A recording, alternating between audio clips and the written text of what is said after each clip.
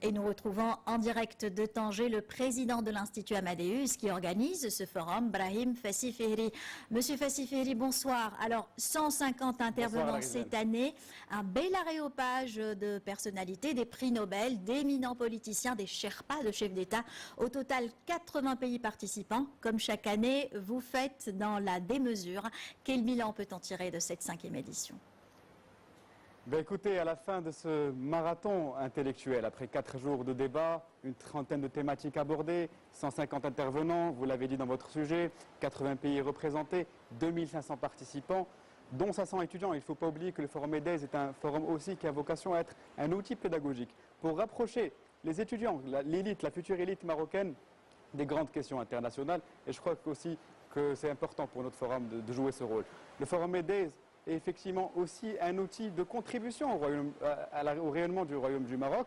Et je crois qu'en réussissant à brasser autant de personnalités internationales dans ce forum, aujourd'hui, MEDES est inscrit au cœur de l'agenda international des grandes conférences. Aujourd'hui, MEDES est un forum attendu. C'est un forum qui complète, si vous voulez, l'actualité internationale. Cette année, on a discuté de thématiques prioritaires tels que le Mali, la Syrie, l'Iran, ce qui se passe malheureusement actuellement à Gaza, avec des acteurs qui vivent au quotidien l'ensemble de ces crises et l'ensemble de ces questions. Alors la séance de clôture s'est déroulée il y a quelques instants, après 4 jours d'intenses débats sur des sujets variés, comme vous avez cité. Alors quel bilan, quelles sont les recommandations des participants?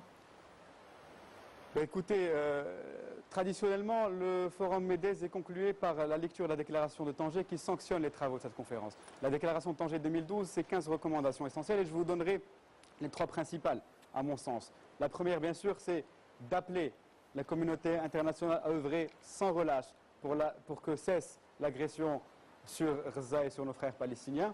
Et également, rappeler à la communauté internationale le rendez-vous du 29 novembre, le vote aux Nations Unies, à l'Assemblée générale des Nations Unies pour l'adhésion de la Palestine comme État non membre. Il y a eu également des recommandations concernant le Mali.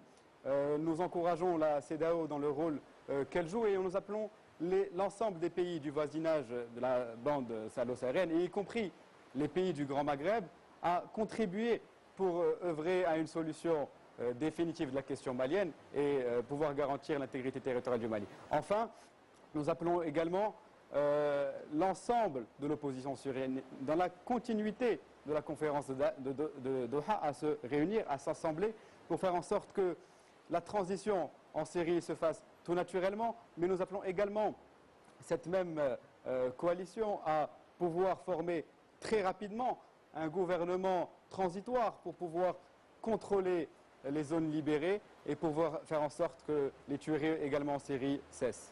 Merci beaucoup Brahim Fassi-Fehri, président de l'Institut Amadeus. Merci d'avoir répondu à notre invitation.